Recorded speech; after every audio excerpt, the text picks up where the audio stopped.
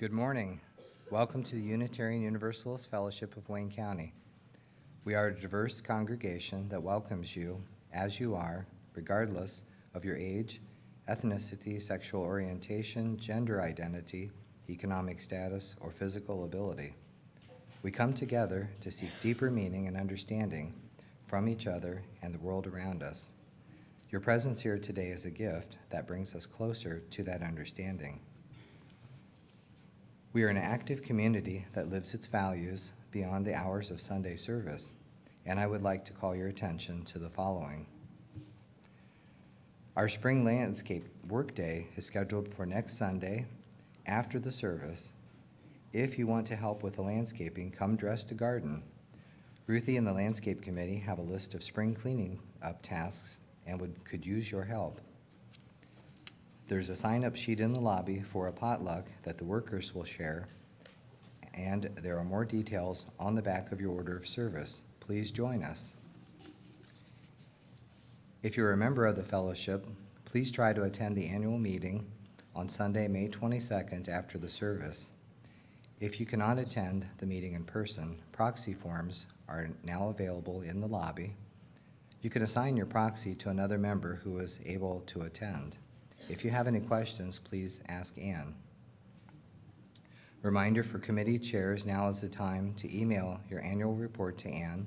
Also, the next committee council meeting will be next Saturday on May 14th. All committee chairs and board members are encouraged to attend. If you'd like to find out more about our activities, feel free to ask Karen Skubik, our membership coordinator, after the service.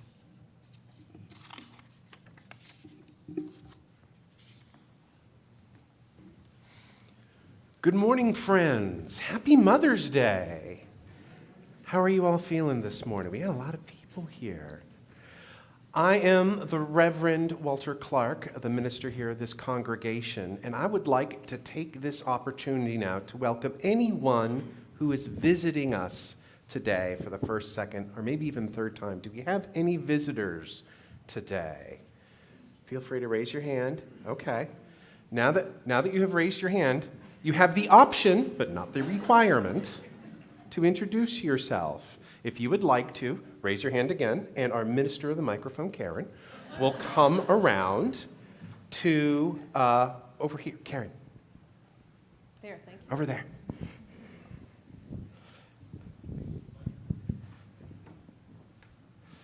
Hi, my name is Joanna, and it's nice to meet y'all. Nice to meet you, Good to have you Joanna. here. Is there anyone else? Adam, I think you're a member. Oh, but you have some visitors to introduce. Okay. Not their first time here, but introducing Zach's grandparents today. My mom, Pat Keating, and my stepdad, Dave Schick, and Kristen's mom, Sandra Rupert. Welcome. Welcome. Anybody else brave enough to speak into a microphone this morning? Me neither. Do you want to mention the coffee with the minister afterwards today for the new folks? There's coffee with the minister today? In your office, yes. Right That's- after the service. That sounds fun. Yeah. Be there. And anyone else that's For anybody, newer. yes, for anybody else who is newer and has any questions about the congregation or the faith or anything else, once a month we're going to be doing a coffee with the minister for our newer folks to get acquainted with our congregation and what we are like. And so I would encourage those of you who are newer to come and join me. People who have been here for a while have to stay out. Sarah. It is coffee. And we actually have coffee after service today. Right? We do! I know. This is an amazing thing. All of you who are visiting today, you get coffee. It's on me. Thank you all. I see we have a lot of people here today. Today is a very special day. It's not only Mother's Day, it's the day that we are watching some of our youth bridge. It's one of a very special moment for our congregation. So thank you for being here today. And now I ask that you join us in a time of worship.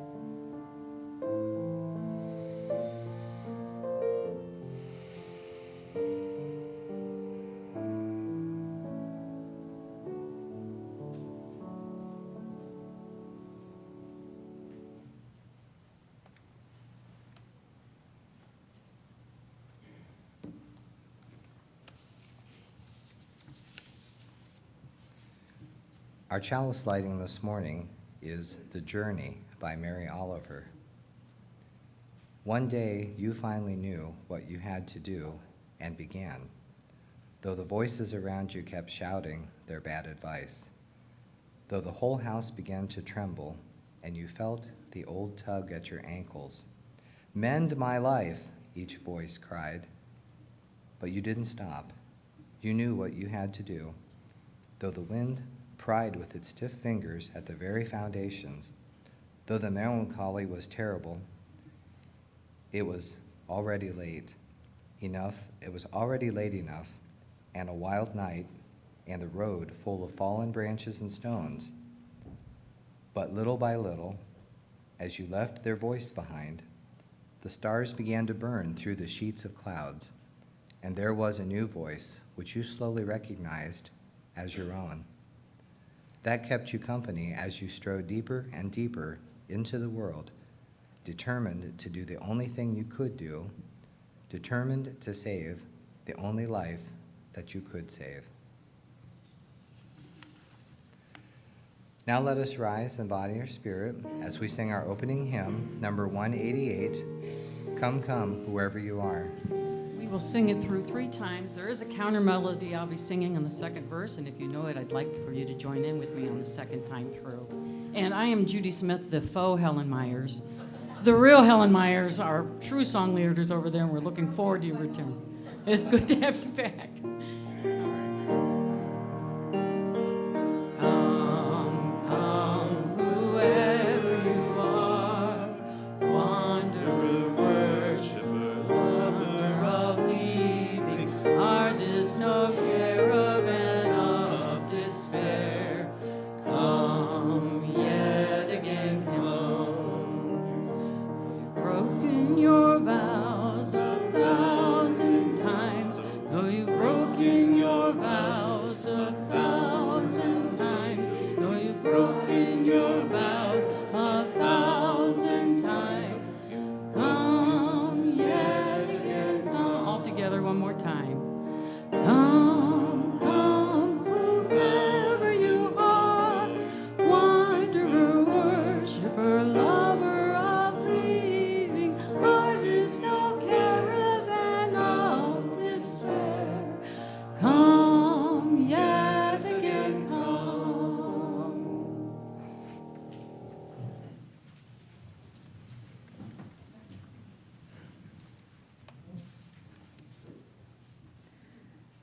What a special day Walter mentioned earlier. Today is a day that 2 of our youth are at a really significant point in their own faith development story.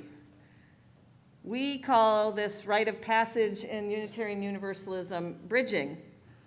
And our bridgers today are Zach Keating and Hayden Michelle. So we use that term to refer to both the ritual and to honor this transition and the process of leaving the youth community and then finding one's place as a young adult, an emerging adult in the community. UUs have recognized this tradition from youth to young adulthood. It's a moment to be celebrated. It's a process to be supported. That's where you come in.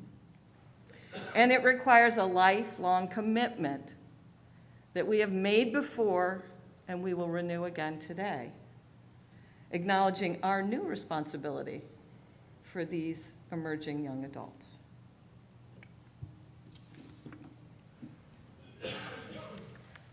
It's been my pleasure to get to know these awesome, accomplished young men over the last few years. And now I'd like to invite each of them to come up and say a few words. First is Hayden Michelle. Someone who knew Hayden, who was lucky enough to know Hayden in his younger years, described him as a wickedly sharp and impish little guy. I wasn't lucky enough to get to know him till much, much later. But I can tell you, I often felt like he had this smirk, like he had a good joke or a comeback he was just way too kind to say out loud. But whatever Hayden did say was always well thought out and very insightful. Hayden participates in many activities at Worcester High, including band, soccer, speech and debate, drama, and choir. He also plays tennis and is a wonderful piano player, as many in this room can attest. He has qualified as a finalist for a National Merit Scholarship. Woohoo! It's a big deal. And will be completing his Eagle Scout review tomorrow. So good luck on that. Next year, he hopes to spend a year in Japan as part of the Worcester Rotary Youth Exchange Program. Did I get that right? Okay, so fingers crossed that that all goes through. So Hayden, come up and it's all for you.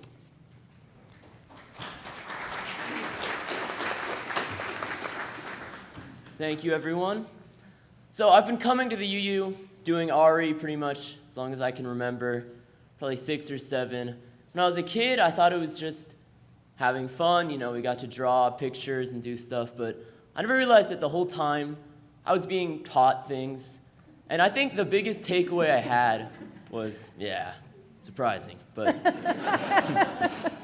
biggest takeaway I had was to think for myself, because whenever information was presented to us, like in youth group one year, we were visiting other churches. We went to a temple, a Christian church, things like that. We just had the information presented. They didn't tell us that it was wrong or right. They encouraged us to find our own path and to think for ourselves and what we truly believed. And now I'm still not completely sure what I believe, but I think that I'm going to find it my own way. I don't think I'm going to find my faith through listening to someone else. I'm going to find my own path and what I believe in. I really think the UU has helped me be able to do that and made me the person I am today. Thank you. Can I have a seat? Thank you, Hayden. And next up is Zachary Keating. Zach's quiet, thoughtful nature was always a nice balance to a room filled with teenagers. He has a presence beyond his year, a bit of an old soul, but still with all the energy of a youth. In school, he's part of the band, in drama, speech and debate, and also plays soccer. Zach is another finalist for the National Merit Scholarship. And very cool to know that 2/3 of the National Merit finalists are up on the stage with us today, this morning. Zach has also been a very active part of our fellowship as well. He served as a greeter, was on the expansion committee, and helped with a lot of the packing and moving that was needed to be done during the construction. He was always down to help with a project or participate in a service when we needed somebody. Zach completed his coming of age online during the 2020 quarantine, so that was a feat unto its own. In his credo statement, he stated that he connected most with the 4th principle, which adults know as the free and responsible search for truth and meaning. But as a kid, he learned it as, if anybody knows, green is for grow by exploring what is true and right in life. Next year, Zach will be headed to the University of Cincinnati to study architecture, and we wish him all the best. Zach, come on up.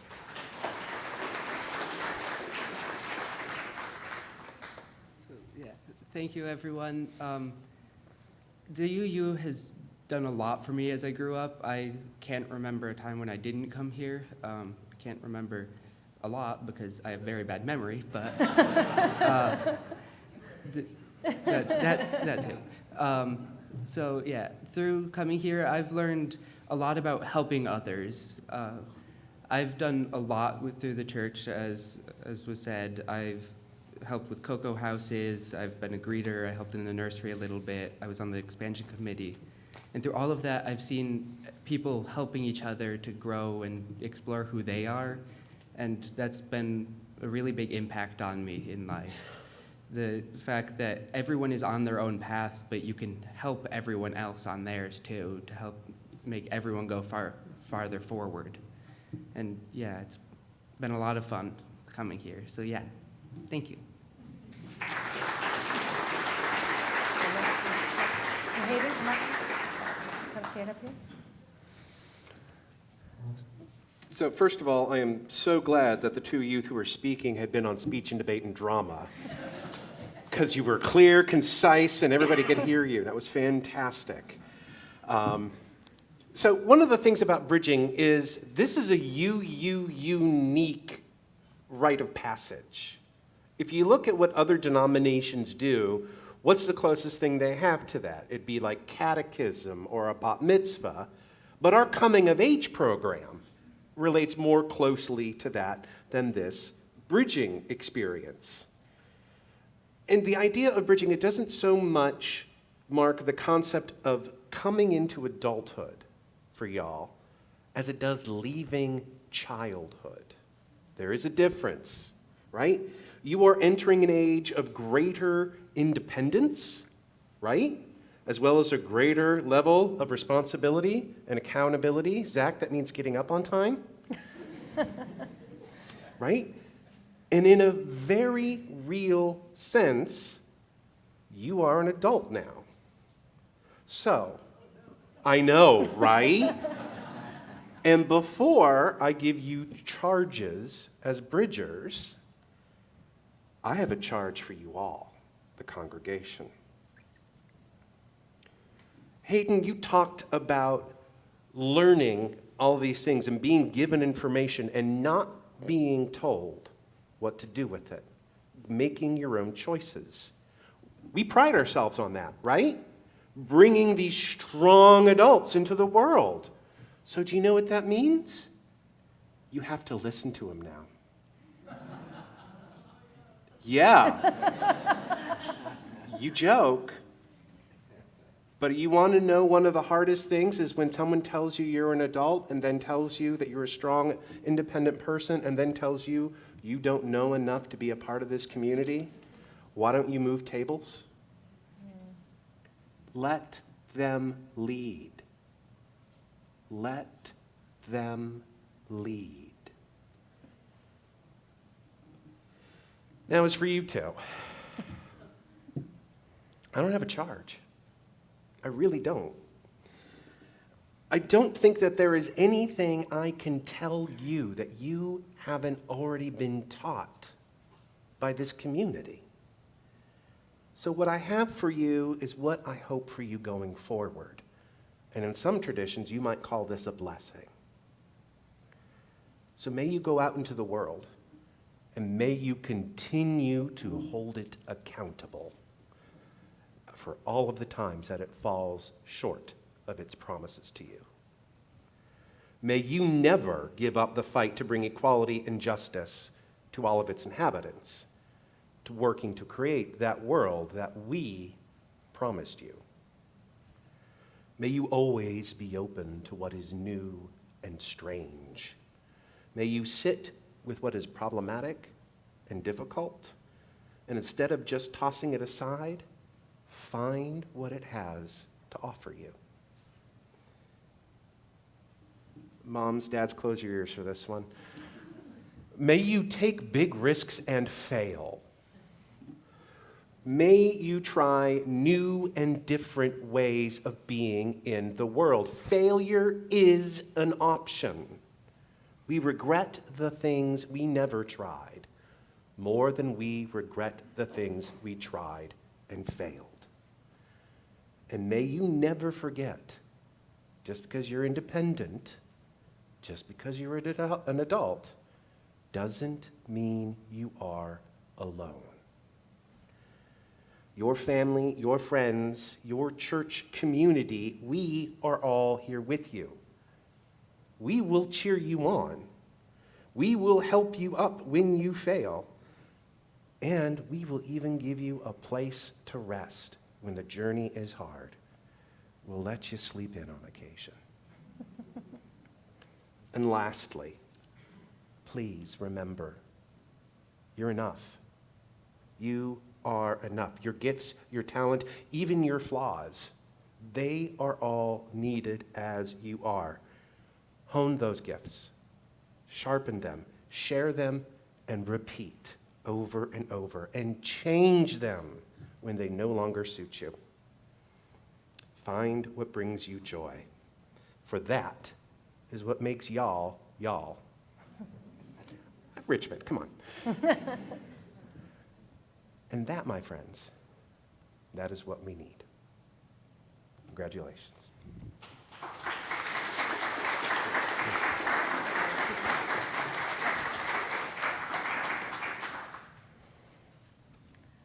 give Walter a seat back. So to mark this passage, the congregation would like to present you with a few items today. Here they are. This way. Okay. The first in the bag is a rose, which reflects back to the roses that each of our children are presented as at the dedication, and the promises. It reminds us of the promises made by the congregation to nurture the children in our fellowship. And also in the bag is a book. It's Becoming, a spiritual guide for navigating adulthood. It is to provide you with an ongoing sustenance for your spiritual life. And there's also a chalice necklace, which is the symbol of our UU faith. And now, I'd like to invite all the members of our youth community, along with Hayden and Zach, over to this side. This is the symbolic ritual of crossing the bridge from one land to another. And we'd like everybody to join us, or the youth up here. I can hold it. Yeah, or yeah, Max can hold it. Youth community over here. Would also like to invite I can hold your bag. some members of our adult congregation to come forward and stand on this side of our bridge. Come on out, there's a few of you we've spoken to. Stand on this side of our bridge to welcome them as they cross.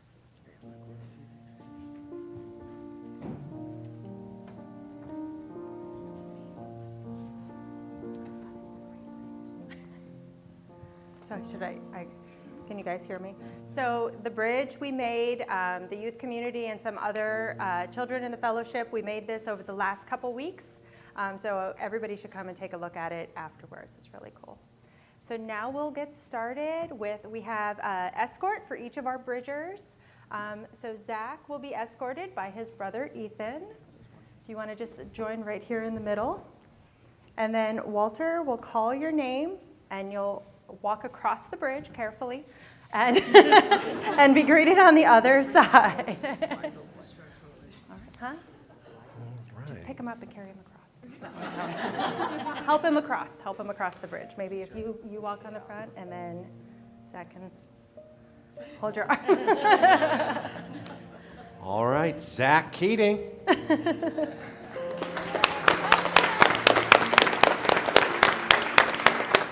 This is our first time doing this, so. And we have Hayden up next, and Ben Staveneser will escort him across. Hayden Michelle.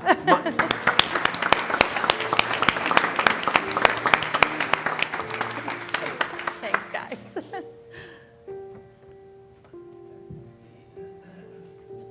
I would like to invite Ben, if you would be our, we have Mike over here? Yeah. Yeah. We have a ritual of words that we will be saying. Those will be on your screen, and everyone will have, everyone will have their parts. And so once they come up on the screen, if you would help lead the congregation in the part that says non-bridging youth. I will lead the congregation in the parts that say all. And you two will need to speak on the part that says bridging youth. I think that's it. I think those are all the parts. Okay. Today, we honor the youth among us, you who are stepping beyond and away and toward. Today, we share in your journey and encourage your discovery. Today, we, the youth you are, departing from, applaud you for all you have been, for all you are now, for all you will be. Today marks an ending, so that we may begin again to hope and do and learn and be. Today, you cross this bridge. Go now and explore with wonder. We will support and nurture you. You are the future. Today, you cross this bridge. Be patient and hopeful. We will support and nurture you. You are an inspiration. Today I cross this bridge and join in fellowship. Let me grow, but don't let me go. Together we share a special place. Together we learn. Together we love. Together we grow. Go in peace upon your road. As we return to our seats, we have a song that we dedicate to Zach and Hayden. And then when the song is done, all of the youth and children who would like to go on out to their RE sessions may do that. Thank you all. You can return to your seats for now if you'd like. Thank you, everyone.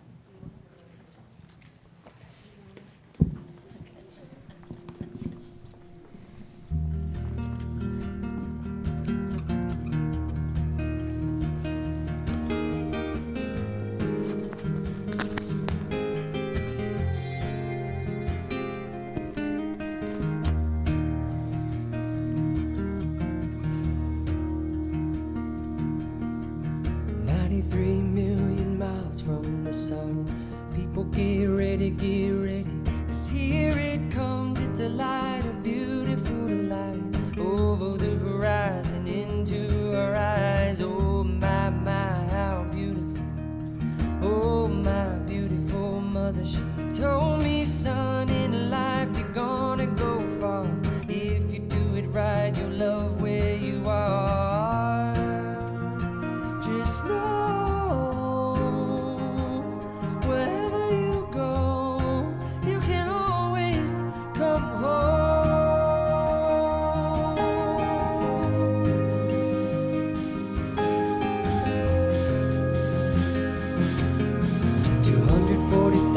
miles from the moon, we've come a long way to belong here, to share this view of the night, a glorious night.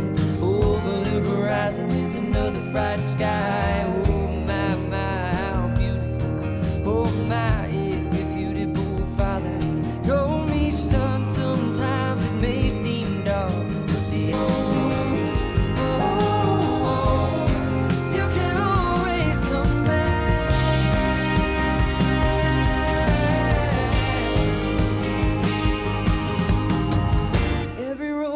Slippery slope, but there is always a hand that you can hold on to. Looking deeper through the telescope, you could see that your home's inside of you. Just know that wherever you go, no, you're never really alone. You will always get back home.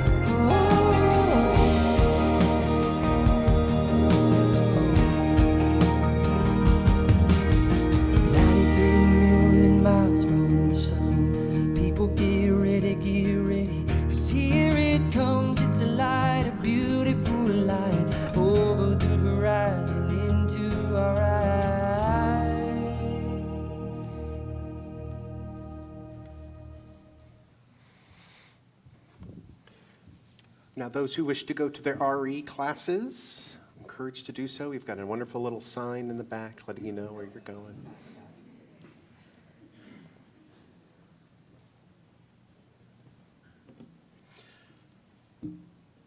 Thank you, Jenny and Jess, and for all of the youth for participating. That was beautiful. Thank you.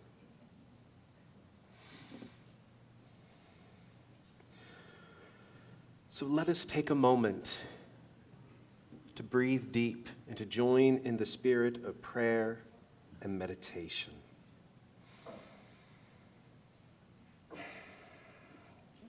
It is easy to feel joy in this moment, to see the hope of the young people to see the promise that is ahead of them, to hear of their accomplishments, and to rejoice in them.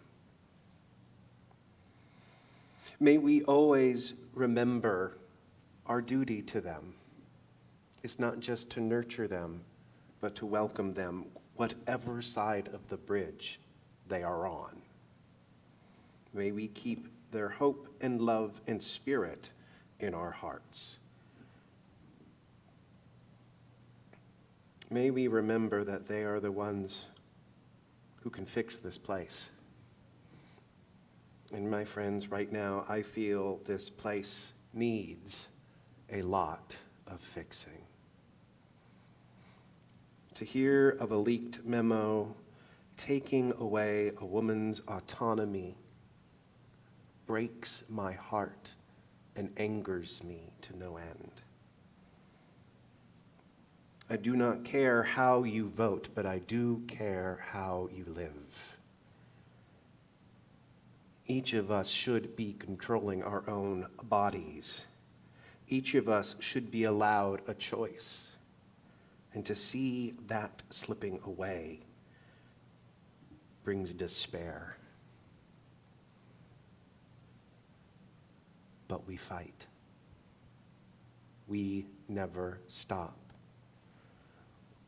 We look for that responsible search for truth and meaning. We remember that inherent worth and dignity. We remember all of the connections. And if we have been fighting this for years, we will not stop fighting for the autonomy of women and people in this nation. We pray for those who may suffer from this decision. We pray for the leaders and hope that their hearts will open. And we pray for our spirits, hoping to find strength to continue this battle. Spirit of life, may we remember that we are the ones who replenish each other.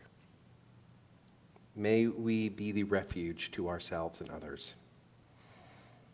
May we keep the Spirit alive and continue the fight. Blessed be.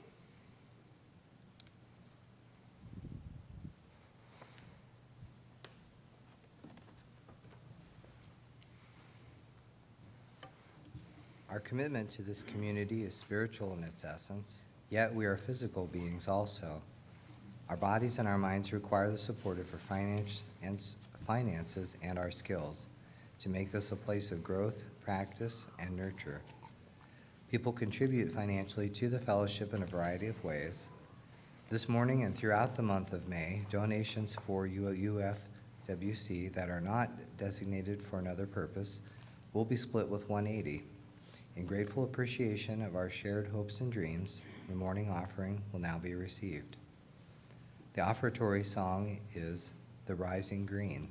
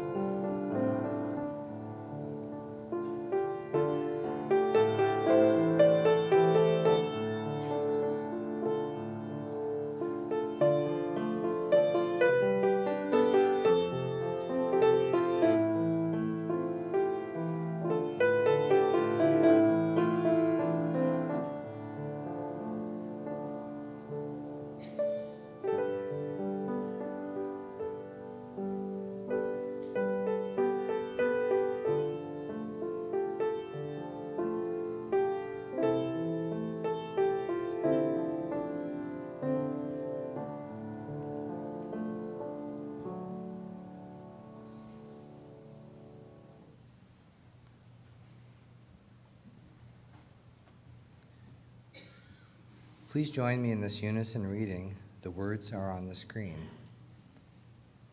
Let us be grateful when we are able to give, for many do not have that privilege. Let us be grateful for those who share our gifts with us, for we are enriched by their giving.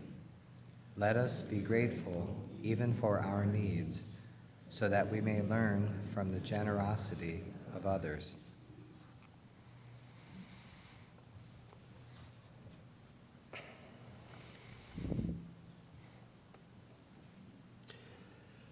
So one of the dangers of planning a service a week in advance is that the news will do things to you.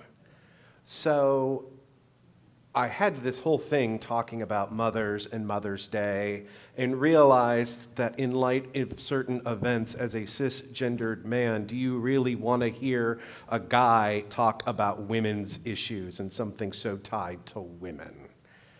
Maybe not. And yet here I am.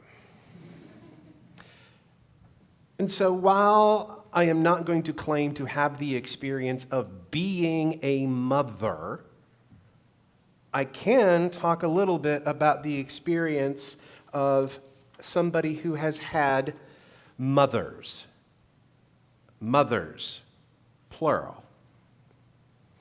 Now, one of the things I have to be careful of when I say mothers, plural, is that in a UU congregation, when you hear that somebody has many mothers, there is one assumption that one might make that is not quite true in this context with our approval of same-sex couples raising children. That's not the motherhood I'm talking about here. What I'm talking about are all of the mothers I had growing up, besides my one biological mother. Some of you may have heard me talk about my mom. My mother was a single mom. She raised me, she had me when she was 19 years old. Janice has heard the story. Had me when I was 19 years old, got divorced shortly afterwards, and ended up raising me all on her own. Did not get married until I was 19. So, didn't really have a whole lot of male influence in my life. And yet, I had all of these other mothers. So first, let me ask you this. Are any of y'all in a profession where you work with children on a consistent basis? Teachers, caregivers, right? So all of y'all are going to really understand what I'm talking about here when it comes to mothers, because my mother worked in the grade school I attended.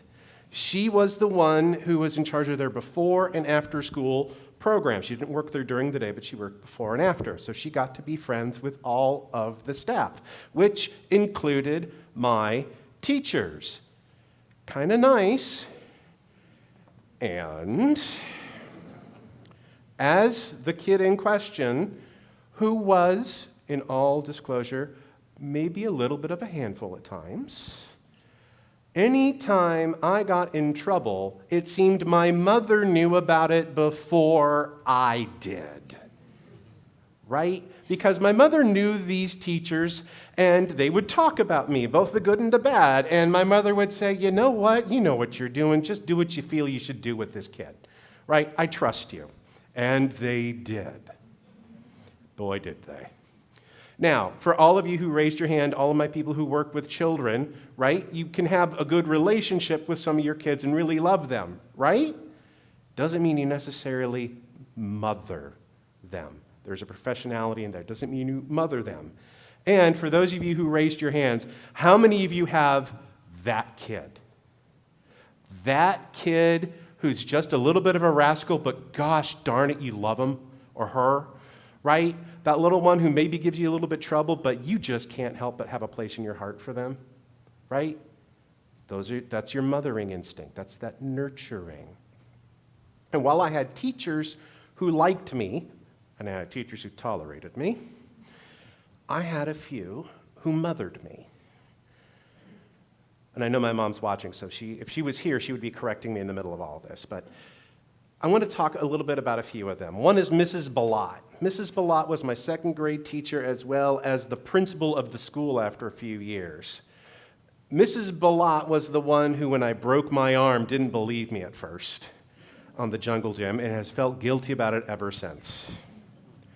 But Mrs. Balot also tells this story when I did something horribly wrong, but totally good-natured.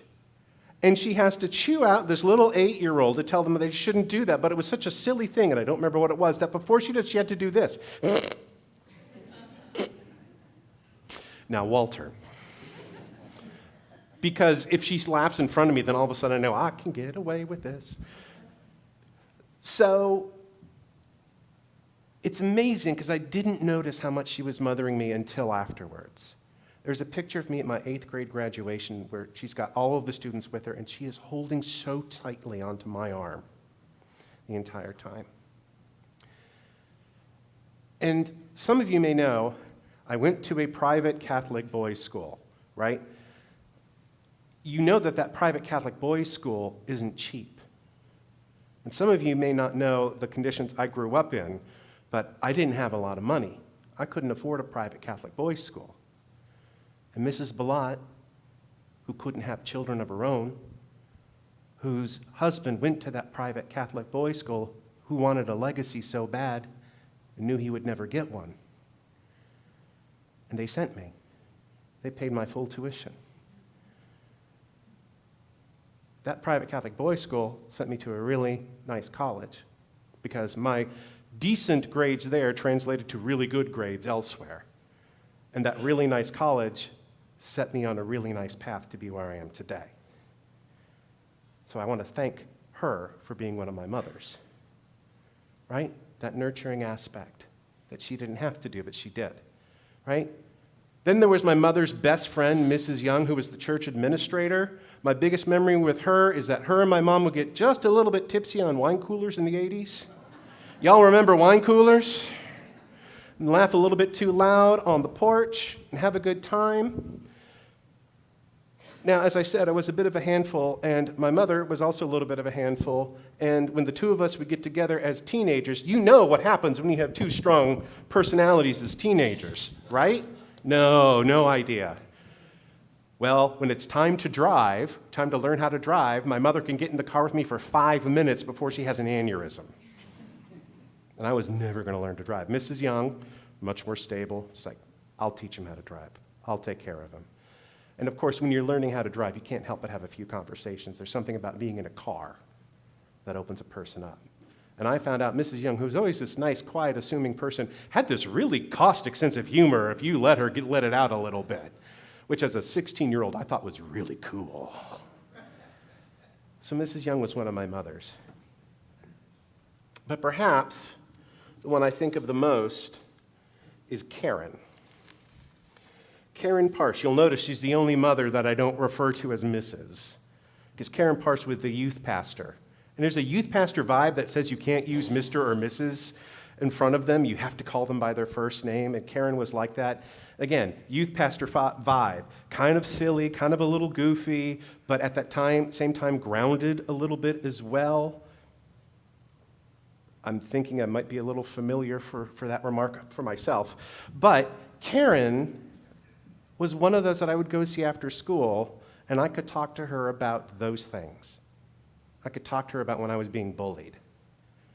I could talk to her about why I thought Angie was so cute in the youth group and what should I do about it, right? I could talk to her when I said, I don't get why, if there's a God, they allow bad things to happen. And Karen, the youth pastor, said, that's a really good question. Let's unpack that. She's the one who said to me, the unexamined faith is not worth happening. How more Unitarian can you get in a Lutheran context? She nurtured me into this role of ministry. And I could go on. I could tell you about Mrs. Luck, the English teacher who got me into The Hobbit, who saw that I was more intelligent than I thought I was. I could talk to you about Mrs. McGregor, the art and science teacher, right? Who fed my curiosity and my creativity, right? I could go on and on and on. And I bet each of one of you here knows someone like this, right? I'm thinking now of people in this congregation. I'm thinking of Sarah Miles, who works with the youth, and Peg Redenbaugh. There is somebody in our congregation who has mentored youth at the college and keeps them in her house and tends for them. 6 of them. And this is the great thing about nurturing. All of these folks had a choice.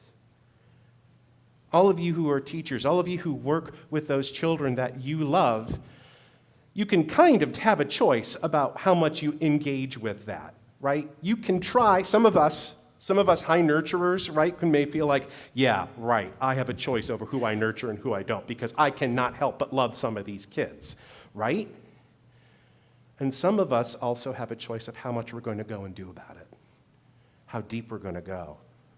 Some of us may choose to try a little harder for some of them. Some of us may choose, you know what, I can't take on another one right now. We have, as nurturers, the choice to do that. And here's the thing, some of us grew up with people who were biological mothers who made the choice not to nurture. It happens. Nobody likes to talk about it. And for those of you, I know today is probably one of the hardest days of the year to try and celebrate someone who didn't give you the nurturing you needed. And I hope you had a Karen in your life. I hope you had a Mrs. Ballot. I hope you had a Peg Redenbaugh or a Sharon in your life. That is the thing as nurturers. I noticed that we had some people who raised their hand about that teacher/working with kids. I'm going to get you a little hint. Y'all weren't female presenting. We had some people who, I'm going to believe, are men who made it as well. We talk about Mother's Day. We talk about the female role. And I want to talk about the feminine aspect of that. You can be man or woman and still have that feminine power to nurture. So for all of you who have made the choice to nurture, whether they be your biological children or your spiritual children, thank you. This is your day. And for all of you who didn't get that nurturing from your biological mother, find the one who gave it to you. The teacher, the neighbor, the grandmother, the cousin. Thank your nurturer. Thank that feminine power. And may you always remember that those people made the choice to love you fiercely. Thank you for making that choice, my friends. Thank you for being the ones who nurture. Now I'd like to introduce a beautiful song about that nurturing spirit that the choir is going to sing for us now.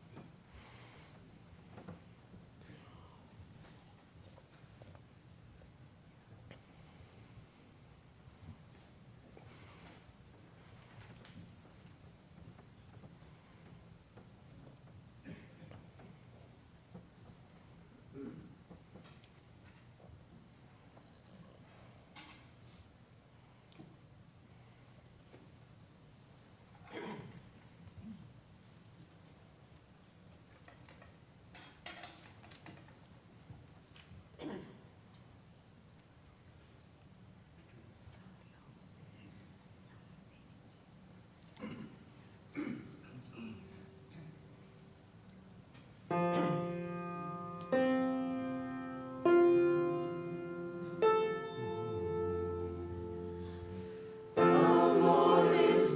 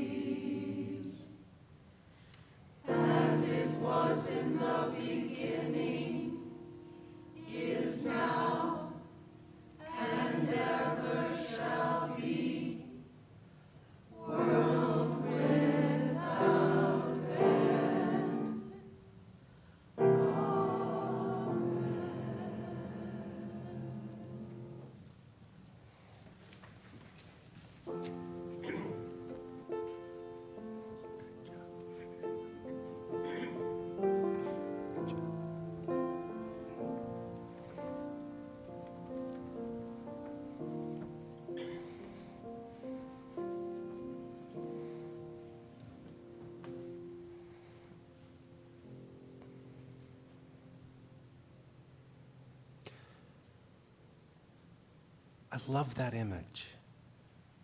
Somebody who loves you so fiercely that you feel safe in front of your enemies. The power to nurture, to love that hard. Thank you, my friends, for being those nurturers, for being a part of this community that loves our youth to be amazing people. Never, ever stop.